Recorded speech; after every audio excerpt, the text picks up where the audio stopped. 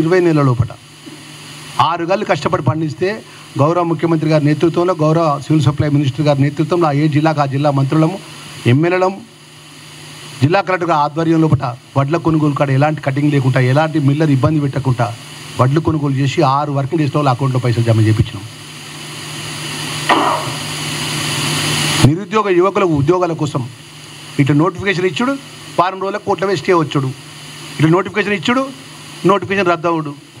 ఇలా ఈ యొక్క 2023 నుంచి ఈ రోజు వరకు ఈ రాష్ట్రంలో అధికారంలోకి వచ్చినాక ముఖ్యమంత్రి గారి నేతృత్వంలో హైదరాబాద్ లాల్ బహదూర్ శాస్త్రి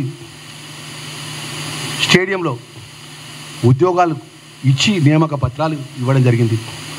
గ్రూప్ 1 సంబంధించినటువంటి మొన్ననే నోటిఫికేషన్ ద్వారా ఎన్నికైనటువంటి వారికి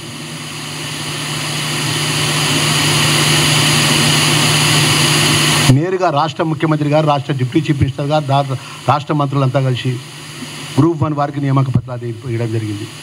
గ్రూప్ 2 వారికి నియామక పత్రాలు ఇవ్వడం జరిగింది. సుమారు 50,000 పైచలకు నిరుద్యోగ యువకులు ఉద్యోగాలు ఇచ్చుకుంటూ, రైతులను ఆదుకుంటూ, సంక్షేమానికి కార్యక్రమం సంబంధించినటువంటి 2014 నుంచి 23 వరకు రాష్ట్రాన్ని లూటీ చేసి అస్తవ్యస్తం చేసి ప్రతి నెల 1వ తారీఖు రాగానే వడ్డీ కడుతున్నావు అంటే నువ్వు చేసిన పాపాలకు వడ్డీ కడుతున్నావు. ఏమైనా సంక్షేమ పేదవాళ్ళకు రేషన్ కార్డు ఇచ్చినావా? 10 సంవత్సరాలు నీ చుట్టి తిరిగితే, ఒక ఎమ్మెల్యే చుట్టూ టీఆర్ఎస్ పార్టీ, ఒక మంత్రి చుట్టూ అయ్యా కాగితం పట్టుకొని నా కొడుకు మ్యారేజ్ చేసిన రేషన్ కార్డులో నా పేరు జత చేయమని చెప్తే ఎంఆర్ ఆఫీస్లో కూడా జతలు చేయలేని దుస్థితిలో మీరు ఈ ప్రభుత్వాన్ని నడిపిండు. పేదవాళ్ళకు రేషన్ కార్డు ఇచ్చిందా? పేదవాళ్ళకు సన్నబియ్యం ఇచ్చిందా? పేదవాళ్ళకు 200 యూనిట్ల కరెంట్ ఇచ్చిందా? పేదవాళ్ళకు ఇందిరా మిల్లు ఇచ్చిందా? ఏం సంక్షేమ కార్యక్రమాలు చేసిందని చెప్పి 20 నెలల లోపల మొత్తం మా క్యాబినెట్ను, మంత్రులను దండుపాలి, మన నవ్వలు అరాచకపాలి నవ్వలు, మేము మన ఇంకేదంటే మన చిప్పర్ ఇది కుక్కలు చెప్పని ఇస్తారు. ఇదా మాట్లాడే మాట, భాష ఇదా మాట్లాడాడు? మేము మాట్లాడలేమా ఈ మైక్ మొదటికి? మేము ఏది పడుతుంది కేసీఆర్ గారి మీద, కేటీఆర్ గారి మీద, హరీష్ రావు గారి మీద, ఆర్ఎస్ ప్రవీణ్ కుమార్ మీద, సుమన్ మీద మాట్లాడలేమా మేము? ప్రజలతో ప్రజాస్వామ్య ధర రాజ్యాంగ నిర్మాత అంబేద్కర్ గారి ప్రజాస్వామ్య ధర ప్రజలతో ఎన్నుకోబడ్డం గౌరవంగా మనం ఎదగాలి, గౌరవంగా ఉండాలి. రేపు 29లో కానీ జరగబోయే ఉప ఎన్నికల్లో కానీ, జరగబోయే స్థానిక ఎన్నికల్లో కానీ ప్రజలు సిద్ధంగా ఉన్నారు. నీ సంగతి ఏందో నా సంగతి ఏందో తెలుస్తారు.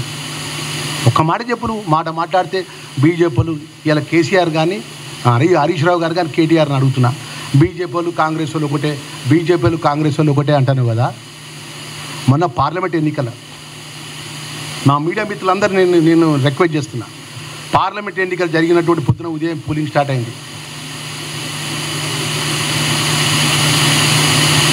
సాయంత్రం పోలింగ్ అయ్యే లోపల టీఆర్ఎస్ పార్టీ కండవ కప్పుకున్నటువంటి కార్యకర్తలు, టీఆర్ఎస్ కార్యకర్తలు అంతా కూడా బీజేపీకి ఓటేయమని చెప్పిందా చెప్పలేదా చెప్పమని గుండె మీద చేసుకొని హరీష్ రావును, కేటీఆర్ను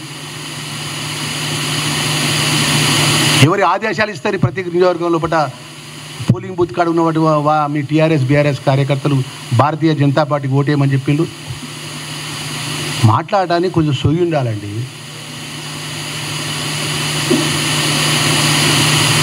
మొన్నగా సీఎం రమేష్ గారు మాట్లాడండి ఒక వీడియోలో. సీఎం రమేష్ గారు ఆంధ్ర నుంచి ఒక నాయకుడు మాట్లాడాడు. ఏం మాట్లాడాడు?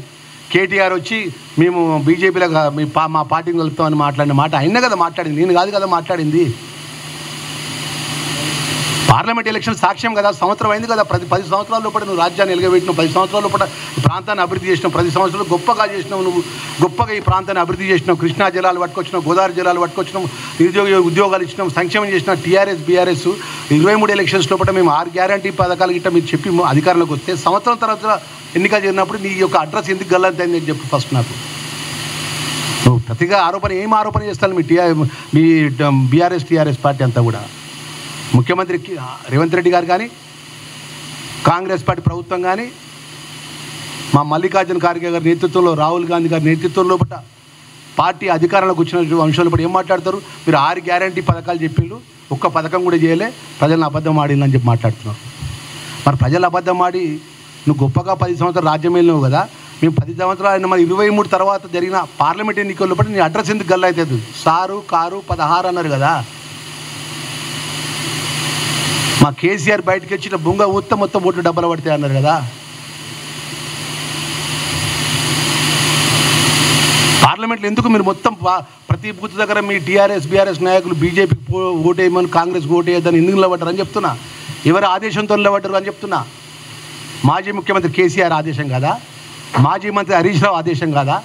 మాజీ మంత్రి కేటీఆర్ ఆదేశం కాదా? టీఆర్ఎస్ పార్టీ పనిచేసిన మంత్రుల ఆదేశాలు కాదా? టీఆర్ఎస్ పార్టీలో ఎమ్మెల్యేగా పోటీ చేసి ఓడిపోయిన వాళ్ళ కార్యకర్తలు వాళ్ళు చెప్పకపోతే ఎవరు చెప్తే వాళ్ళు బీజేపీకి ఓటేమని చెప్తారు? కేంద్రం 2014 నుంచి ఈ రోజు వరకు పార్లమెంట్లో ఏ బిల్లు పెట్టినా, రాజ్యసభలో ఏ బిల్లు పెట్టినా, మొన్న జరిగినటువంటి ఏదైతే మన యూరియా కొరత విషయంలో కానీ, మన జరిగిన ఏ సంఘటనల విషయంలో కానీ భారతీయ జనతా పార్టీకి బీఆర్ఎస్ పార్టీ ఎంపీలు, బీఆర్ఎస్ రాజ్యసభ సభ్యులు వారికి మద్దతుగా చట్టాలు చేసే విధంగా వాళ్ళు ఎంబడున్నారా? వాళ్ళు వ్యతిరేకించిల్లా?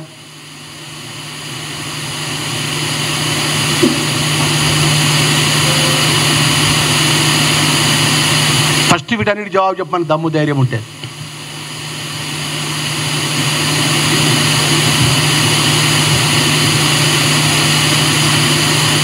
మేము ఎందుకంటే మేము సామాన్య కాంగ్రెస్ పార్టీ కార్యకర్తగా రాష్ట్ర క్యాబినెట్లో రాహుల్ గాంధీ గారు ఆలోచన పరంగా, ముఖ్యమంత్రి రేవంత్ రెడ్డి గారు పీసీసీ పరంగా ఒక సామాన్యమైన కార్యకర్తగా నాకు అవకాశం వచ్చి నేను క్యాబినెట్ రాకముందు, నేను ఎమ్మెల్యే కాకముందు అనుకున్నా అది అసెంబ్లీలో గొప్పగా మాట్లాడతాం కావచ్చు, అసెంబ్లీలో గొప్పగా ప్రజల సమస్యలు